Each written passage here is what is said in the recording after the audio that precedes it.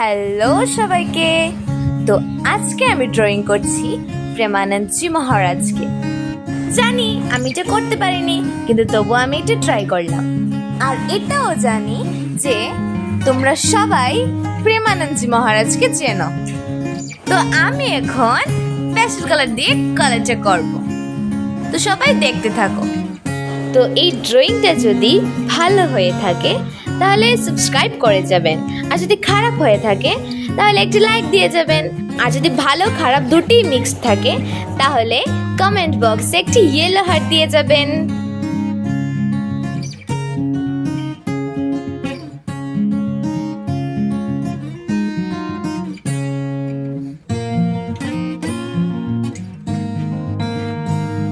আমার ড্রয়িংটা এখানে কমপ্লিট। তো চলো, বাই।